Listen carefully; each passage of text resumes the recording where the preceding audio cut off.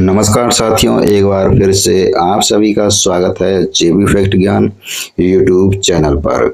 और इस चैनल पर संस्कृत की क्लासें चल रही हैं। विशेष रूप से जो भी विद्यार्थी या छात्र छात्राएं आरपीएससी सेकंड ग्रेड संस्कृत विषय से तैयारी कर रहा है, वो इन क्लासों से हेल्प ले सकता है। और जो भी इस चैनल से यदि पहली बार जुड़ रहा है, वो इस चैनल को सब्सक्राइब कर दे और वीडियो को एक लाइक जरूर कर दे और अपना राय अपनी कमेंट में जरूर दें। तो चलिए आज की क्लास शुरू करते हैं। हमारा प्रकरण चल रहा था तत्पुरुष समासों में, और तत्पुरुष समासों में हमने जो कारक चिन्ह से संबंधित जो तत्पुरुष समास थे, यानी सप्तमी तत्पुरुष समास तक हमने पढ़ लिया था। सप्तमी तत्पुरुष समास तक हमने इसको पढ़ लिया था। तो आज तत्पुरुष समास के कुछ और अलग जो आपके उदाहरण हैं उनको हम यहाँ पर लेकर के आए हैं। जो तत्पुरुष समास के जो अन्य उपभेद हैं उनको भी यहाँ पर स्पष्ट कराते हैं। तो आज हमारा जो तत्पुरुष समास है, आपने बहुत कम पढ़े होंगे, लेकिन संस्कृत में इनका जिक्र देखने को मिलता है। तो चलिए, पहला समास है आपका ननु तत्पुरुष समास। आज हम 3 समासों को बारे में बताएंगे, जैसे कि नन तत्पुरुष समास है, उपपद तत्पुरुष समास है और प्रादि तत्पुरुष समास है। इन तीनों समासों के बारे में आपको यहाँ पर स्पष्ट कराने वाले हैं। इनसे संबंधित आपको 100% पेपर में एक ना एक क्वेश्चन देखने को मिलेगा, क्योंकि इन समासों को बहुत कम लोग पढ़ते हैं और बहुत ही कम पढ़ाते हैं। तो चलिए पहले देखते हैं कि नन तत्पुरुष समास क्या होता है और ये इसके उदाहरण क्या हैं। तो नन तत्पुरुष समास है, और नन तत्पुरुष समास को नन तत्पुरुष समास किसे कहते हैं? नन तत्पुरुष समास उसे कहते हैं जिसके आपका पूर्व में यानी नन अव्यय के साथ होता है।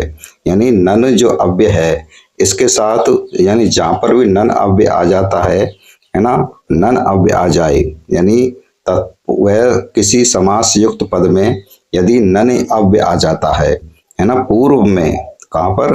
पूर्व में। यदि पूर्व में आपका नन अव्यय आ जाता है तो वहां पर नन तत्पुरुष समास होता है। अब नन अव्यय तो आ गया, पहचानेंगे कैसे? जो ये नन अव्यय है, इस ना का क्या हो जाएगा? ना का तो लोप हो जाएगा, लेकिन फिर यहाँ पर क्या बचेगा? आ शेष बचेगा। क्या शेष बचेगा? आ। तो ह्रस्व आ शेष बचेगा। तो आपको कैसे पहचानना है? यानी ह्रस्व आ जहां पर आ जाए वहां पर जो है नन तत्पुरुष समास होता है। जैसे उदाहरण देखते हैं, अनिच्छा है ना, अनिच्छा, यानी अनिच्छा किसे कहते हैं? जिसकी इच्छा ना करती हो। तो यहाँ पर क्या है? आ रहा है, तो ये नन अव्यय के साथ आ रहा है, क्योंकि जो ये नन अव्यय है, नन अव्यय में क्या करेंगे? ना का लोप हो जाएगा, आ शेष बचता है। तो आ से आ युक्त क्या आ रहा है? यहाँ पर नन अव्यय आ रहा है। तो इस नन अव्यय के साथ क्या होता है? आपका नन अव्यय के साथ आपका नन तत्पुरुष समास होगा।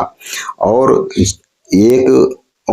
एक और नियम है कि यदि हम किसी पद का यदि किसी पद का, समास युक्त पद का, जब हम उसको पढ़ते हैं तो उसको पढ़ते समय हमें उसका जब व्याख्या करते हैं या उसकी विवेचना करते हैं या उसका जो है समास विग्रह करते हैं, तब उसमें जो भाव निकल के आता है वो कैसा आता है? नकारात्मक भाव निकल के आता है, यदि यानी उसमें ना शब्द आएगा। जैसे अनिच्छा, अनिच्छा शब्द है संयुक्त, अनिच्छा शब्द है, समास युक्त पद है। तो अनिच्छा, अनिच्छा किससे कहते हैं? जिसकी इच्छा ना करती हो, ये अर्थ निकल के आया है। तो जहां पर जिसकी इच्छा ना करती हो, यानी नकारात्मक यदि अर्थ निकल के आ रहा है, तो वहां पर भी क्या होता है? नन तत्पुरुष समास होता है ना। नकारात्मक यदि अर्थ निकल के आ रहा है तो वहां पर सीधा सीधा नन तत्पुरुष समास होता है। नन अव्यय के साथ यदि नकारात्मक अर्थ निकल के आ रहा है तो वहां पर नन तत्पुरुष समास होता है। जैसे अनिच्छा जिसकी इच्छा ना करती हो। तो ना इच्छा समास वगैरह क्या होगा, ना इच्छा। इसी तरह से अनागतम, अनागतम, अनागतम अर्थात ना आगतम, जो ना आया हुआ हो, यानी ना आया हुआ हो उसको क्या कहते हैं, अनागतम। तो यहाँ पर भी नर तत्पुरुष समास होगा। आगे है आगजय, आगजय यानी ना गजय, यानी जो गज ना हो, यानी एक गज दो गज, यानी जो गज ना हो, आगजय उसको क्या कहते हैं, आगजय। अनु अनुयुक्त, अनुक्त, अनुक्त, अनुक्त जो उक्त ना हो, अर्थात जो कहा गया ना हो, ना उक्त है, जो ना कहा गया हो। ऐसा ही असाधु जो साधु ना हो, ना साधु। तो इस तरह से जहाँ पर भी नकारा, जब हम किसी पद का समास युक्त पद का जब हम समास विग्रह करें और समास विग्रह करते समय यदि नकारात्मक उसका विग्रह होता है तो वहां पर नन तत्पुरुष समास होता है और नन अव्यय के साथ ये हमेशा होता है। तो ये पहचानना है, जैसे कि अनिच्छा जिसकी इच्छा ना करती हो, अनागतम जो ना आया हुआ हो, अगजय जो गज ना हो, अनुक्तय जो ना कहा गया हो, असाधु जो न साधु नहीं हो, है ना, नहीं हो नहीं हो नहीं हो, यानी नकारात्मक भाव यहाँ पर जहाँ आ रहा है, नकारात्मक विग्रह जहाँ पर हो रहा है वहां पर नन तत्पुरुष समास होता है। अगला तत्पुरुष समास का अगला उपभेद है उपपद तत्पुरुष समास। उपपद तत्पुरुष समास कहाँ होता है, उपपद तत्पुरुष समास वहां होता है जहां पर धातु युक्त पद हो, अर्थात धातु से जब कोई पद बनता है, धातु से मिलकर के जब कोई समास युक्त पद बनता है तो वहां पर क्या होता है, उपपद समास होता है। अर्थात ऐसा समास युक्त पद जिसमें क्या होती है, धातु छुपी रहती है। वहां पर आपको ये आपका शॉर्ट ट्रिक है पहचानने की, जहां पर धातु छुपी रहती है ना, आप वहां पर क्या करके आएंगे, उपपद तत्पुरुष समास करके आएंगे। जैसे कुंभ कार्य, अब कुंभ तो एक शब्द है लेकिन कार्य, यहाँ पर जो कार्य है यहाँ पर जो है क्रिय धातु छुपी हुई है।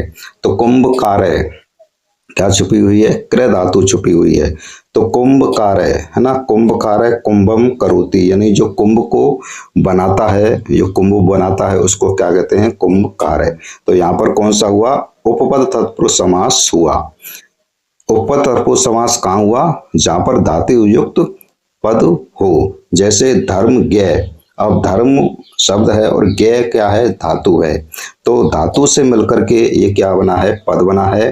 तो यहाँ पर धर्म ज्ञ आपसे पूछा जाए कि धर्म ज्ञ में कौन सा समास है, तो आपके लिए ऑप्शन दे दे, नन तत्पुरुष समास, उपपद तत्पुरुष समास और प्रादि तत्पुरुष समास। तो आपको वहां पर क्या ध्यान रखना है, आपको वहां पर यही ध्यान रखना है कि जहां पर भी आपका धातु युक्त पद से युक्त यदि समास युक्त पद आता है तो वहां पर जो है आप आंख मीच करके उपपद तत्पुरुष समास कर दीजिएगा, बिल्कुल सही राइट आंसर जाएगा। तो धर्म ज्ञ है ना, धर्म ज्ञ, ज्ञ धातु है तो इसका समास वगैरह क्या होगा, धर्मम जनाति, धर्मज्ञ, धर्मज्ञ जो धर्म को जानता हो, धर्मम जनाति। ऐसे ही धन दे, तो दे धातु आ रहा है, धन आ रहा है, धन दे, धनम ददाती जो धन को देता हो, है ना, तो जो धनम ददाती, धन धन दे, धनम ददाती जो धन को देता हो। इसलिए मर्मज्ञ, मर्मज्ञ, ज्ञ धातु आ रहा है, ज्ञ माने जानना होता है। तो मर्मम ज्ञ जो मर्म को जानता हो, मर्मम जनाती जो मर्म को जानता हो, वहाँ मर्मम जनाती। तो ये सभी जो उदाहरण हैं ये उपपद तत्पुरुष समास के उदाहरण हैं, जिनमें समास युक्त पद में क्या छुपा रहता है, आपका जो धातु छुपी रहती है या धातु युक्त पद होते हैं उनको क्या कहते हैं, उपपद तत्पुरुष समास कहते हैं। अगला समास का एक और उपभेद है और वो है प्रादि तत्पुरुष समास। प्रादि तत्पुरुष समास क्या होता है, प्रादि तत्पुरुष समास वह समास होता है जिस समास युक्त पद में जिस समास युक्त पद में यानी पूर्व में प्र आदि गतिक संज्ञक उपसर्ग युक्त पद हो, अर्थात ऐसे समास युक्त पद जिसमें प्र आदि कोई भी उपसर्ग युक्त आपका पद हो तो वहां पर क्या होता है, प्रादि तत्पुरुष समास होता है। यानी उपसर्ग युक्त जो पद आते हैं वे सभी क्या हैं, आपके प्रादि तत्पुरुष समास होंगे। जैसे उदाहरण है प्राचार्य, तो प्र प्लस आचार्य, आचार्य एक अलग शब्द है और उसमें प्र उपसर्ग है, तो ये क्या कहता है, प्र आदि यानी प्र आदि गति संज्ञक उपसर्ग युक्त जो पद आता है उसमें कौन सा तत्पुरुष समास होता है, उसमें प्रादि तत्पुरुष समास होता है। जैसे कि प्राचार्य, तो प्र प्लस आचार्य है ना, इसमें क्या आ गया, आपका प्र उपसर्ग आ गया। तो आपसे पूछा जाए कि प्राचार्य में कौन सा समास है, ऑप्शन में दे दे नन तत्पुरुष समास, उपपद तत्पुरुष समास और प्रादि तत्पुरुष समास, तो आप वहां पर क्या करके आएंगे, प्रादि तत्पुरुष समास में जो होता है वो उपसर्ग युक्त पद होता है। तो प्राचार्य में प्रादि तत्पुरुष समास है। प्राचार्य का समास विग्रह क्या होगा, प्रगत आचार्य। इसी तरह से विपक्ष, तो वि उपसर्ग है और पक्ष एक शब्द है, तो उपसर्ग आ गया वि, तो ये इसमें कौन सा समास हुआ, प्रादि तत्पुरुष समास होगा, विपक्ष। विपक्ष यानी विरुद्ध, इसका समास विग्रह क्या होगा, विरुद्ध पक्ष है। इसी तरह से प्रवीर, प्रवीर में बताइए कौन सा समास होगा, प्रादि तत्पुरुष समास होगा।